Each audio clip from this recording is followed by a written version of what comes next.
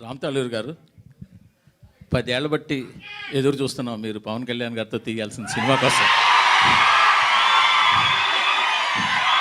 అసలు యాక్చువల్గా ఇప్పుడు పవన్ కళ్యాణ్ గారు ఒప్పుకున్న సినిమాలు అన్నింటికన్నా ముందు సినిమా మీది మాకు తెలిసి. ఇది జనసేన ఆరంభంలో అనుకున్న సినిమా. అది ఎప్పుడు కనీసం కొంచెం అప్డేట్ ఇవ్వగలరా దాని గురించి? అంటే ఇప్పుడు మన చేతిలో ఏం లేదు కదా సార్, మీకు తెలుసు కదా ఏం జరుగుతుందో.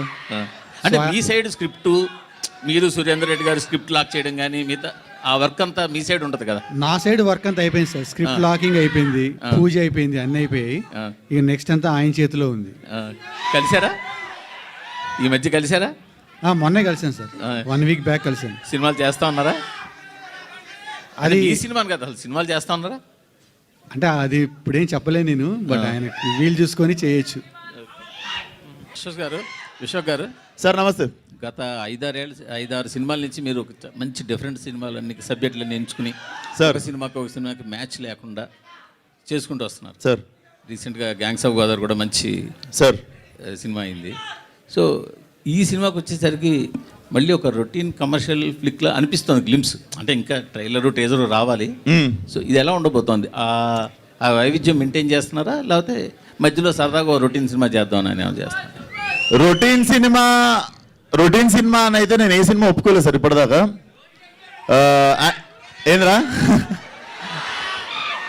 ఇది just glimpse sir basically. But నాకు రొటీన్ అనిపించలేదు. నేను డెఫినెట్లీ చాలా కొత్తగా ఉండాలనే ట్రై చేసి కట్ చేసిన గ్లిమ్స్ ఇది. మీరు సౌండ్ వైజ్ చూసినా కూడా it's very new kind of music ఉంటుంది. సో సినిమా కూడా డెఫినెట్లీ నాకు కొన్ని ఇష్టమైన సినిమాలు చెప్తాను మీకు ఇంగ్లీష్లో.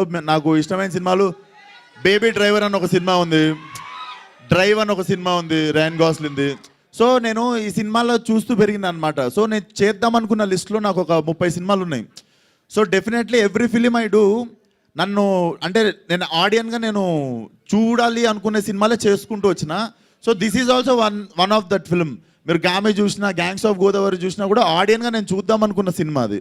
సో ఇది కూడా డెఫినెట్లీ మీకు ఆ రొటీన్ ఫీలింగ్ రాదు టీజర్ ట్రైలర్ సినిమాకి వచ్చేటప్పటికి.